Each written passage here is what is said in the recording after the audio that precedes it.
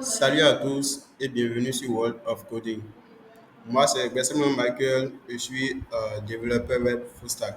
Alors, aujourd'hui, on va commencer avec quelque chose de simple mais fondamental qui constitue en fait les bases du langage C.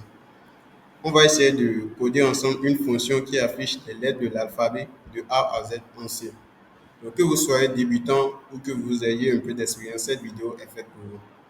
Dans cette vidéo, je vais vous montrer comment écrire une fonction qui affiche l'alphabet en minuscule dans l'ordre croissant. On va voir ensemble chaque étape du code. Ensuite, je vous lancerai un petit défi. Donc, restez bien jusqu'à la fin. Alors, je vais passer directement sur mon VS Code. Alors, comme je vous l'ai dit, la fonction, on va nommer ça myPrintAlpha. Une fonction qui va en fait afficher l'alphabet français de A à Z. Donc, on vient dans notre fichier. On commence. D'abord, on va définir le type de notre fonction. Notre fonction va retourner un int myPrintAlpha.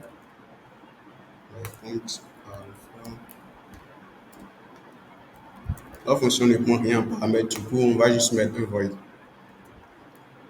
On ouvre les guillemets. Ce qu'on va d'abord commencer par faire, c'est de définir un char, un caractère. Char lettre, on lui assigne la variable A qui représente la première lettre de l'alphabet. On vient la ligne, en fait. While, on utilise la boucle while. While, tant que notre variable lettre est inférieure, tant que notre variable lettre est inférieure au caractère Z qui représente le dernier caractère de l'alphabet, tant que lettre inférieure à Z, on ouvre les guillemets. On fait putchar. Putchar, c'est une fonction aussi, pour ceux qui ne savent pas, qui permet d'afficher un caractère. On fait putchar de lettre du caractère. Ne vous inquiétez pas, lorsque j'aurai fini de coder la fonction, je vais encore vous réexpliquer une deuxième fois le code. Alors là, ça me souligne putchar. Ouais, je n'ai pas défini la bibliothèque de putchar. On définit rapidement la bibliothèque js include stdio.h. Ça, c'est la bibliothèque de putchar. Donc là, c'est plutôt ça. Faire.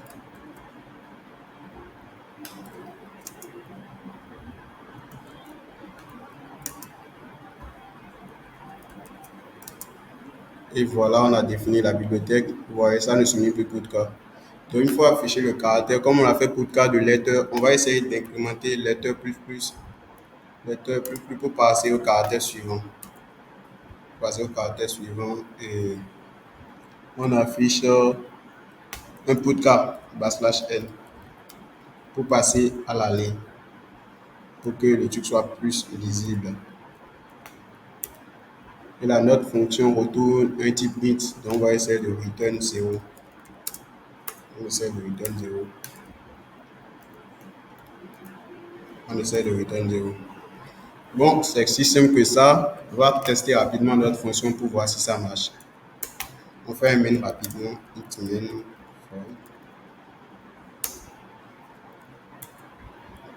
On appelle notre fonction myPrintAlpha.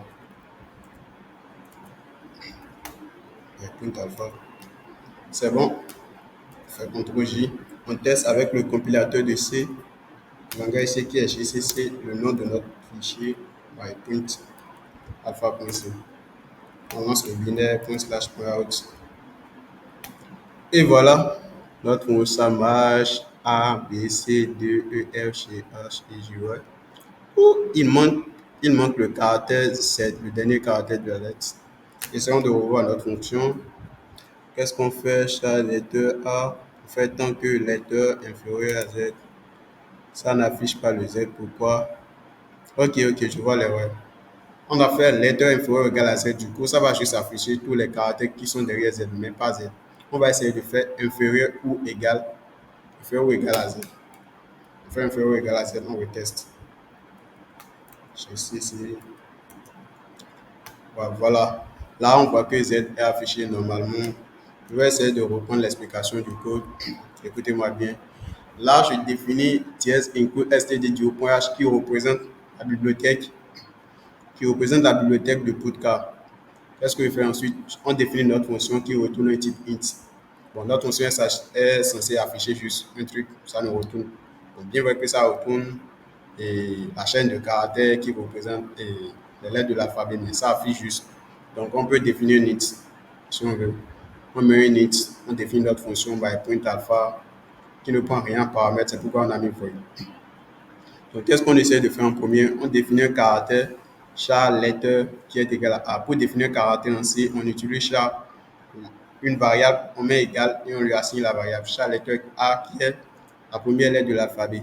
On fait ensuite while letter, la variable letter inférieure ou égale au caractère Z. Ça fait tant que la variable letter, ça fait tant que A inférieur ou égal à Z, tant que A inférieur ou égal à Z, on ouvre les guillemets, on fait putka de lettre. C'est qu'on utilise la fonction putka pour afficher la lettre. Ça veut dire que tant que notre variable lettre là, ne va pas atteindre Z, il continuera toujours d'afficher les caractères.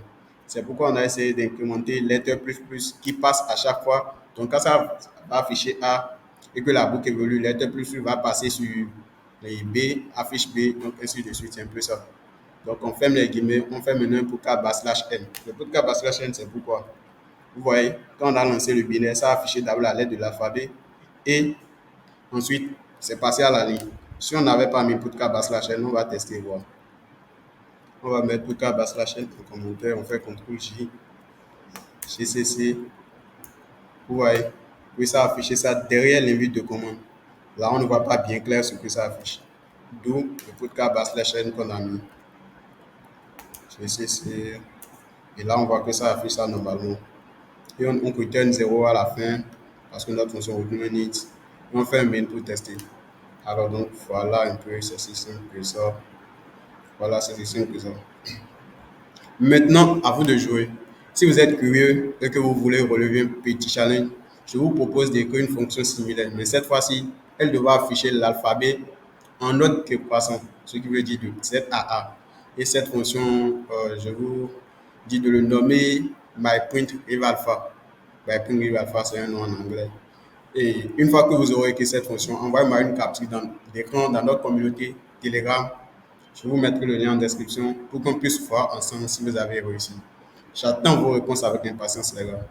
Donc, merci d'avoir suivi cette vidéo. N'oubliez pas de vous abonner, de liker et de partager pour ne pas rater les prochains tutoriels. À très bientôt pour encore plus de code sur World of Coding. Merci et ciao les gars.